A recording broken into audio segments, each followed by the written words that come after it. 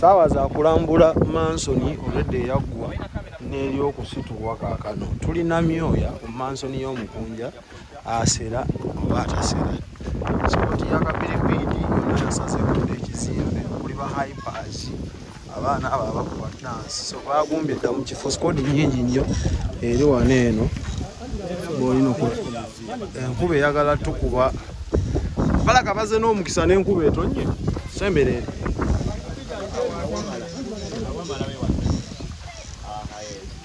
So tuli kulambula musingi gwa mukunja w'emuti.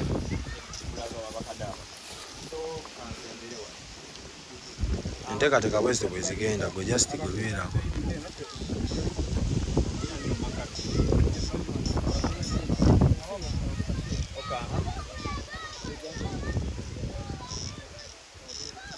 Akatema emitwe agenda ejjako kunja okutayanya omukulu. Awino longomba. Tonga manager ne bano tebapanga. Abagenyi bakemwe natusanyuse nnyo okubalaba. Bakama bange security ya Kapiripiti. You are so much welcome. When I am with Kapiripiti here at my mansion, the people international outside there.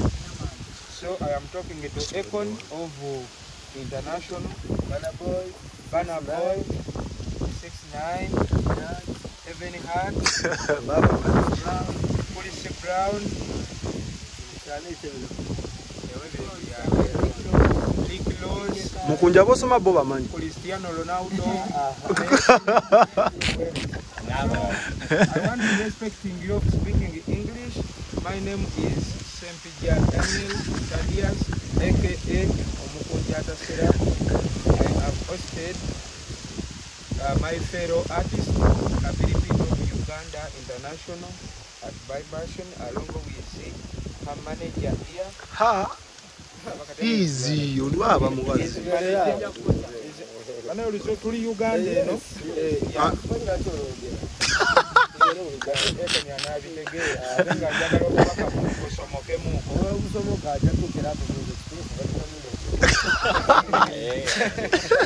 Muja mutetenkanya.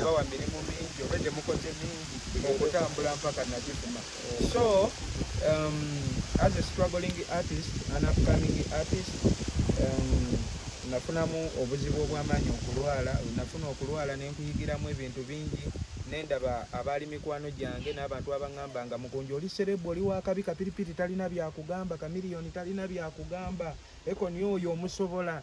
So when I became sick, abantu abo saddamu kubalabako. Era Mukama we yansaasidde n'empona n'engamba kati kanzire mu bulamu obutuufu obwa ddala obwange. Mu bulamu obutuufu nasalawo n'enzimba enju yange eyo n'engamba kambeere mu nnyumba yange eyo. Kuba okufuna kwange bwe kutyo we kuli. Jolo n'atuguza poloti eno. Jolo we yatuguza poloti. Emikisa gize gyeyongerako. Kapiripiti agenze okujja okunnambulako nga waliwo omwami bamuyita Ssebo Kapiripiti, zikiriza nkwanjulire omwami taata w'eggwanga Ssaabataasa Kasiko Mutaasa yampa $3,000,000 n'angamba Mukunja obulwadde bukulumye nnyo genda weeyagaleko, naye akasente ako saakatwala kanywamu njagana kusyakala n'endija ewa Jolo.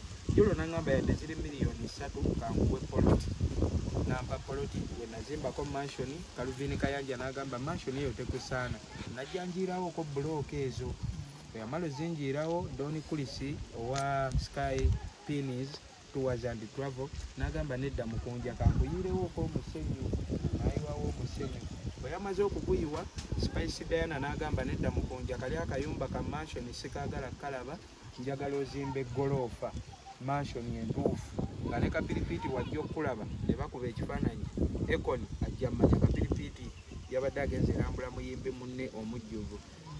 So mansion eno kwe kutandika era Spice Diana we yangambye tandika ne tutandika blog yatuwadde 99 ziziri era njagala okusuubiza Kapiripiti. Your next time of coming here you are going to finding a very big mansion, a car script manager ngatirawo. Abadde otegeeza ki? Eyeweese house calling each other. kalina mu luzungu. It has. Kalina, it has. Kalina. You will find it here. Tutandise tutandikwe na kyemanyi simbi kufaani omutuufu kino kiba kimuwa essuubi kimusanyusa kati ntuuka akadde nga bwe bagamba nti mukunja sereebo nga eryaddalibwa sereebo obunsaana nga bwe bagamba kapiripiiti bakuba manager atugambye ate mukyasiga so manager ne babbawunsa mwina management ya kapiripiiti Hypers bonna ge muvuze ne mujje nakifuma banange tusanyuse nnyo we shall never take this one for granted era Jolo Property Consultants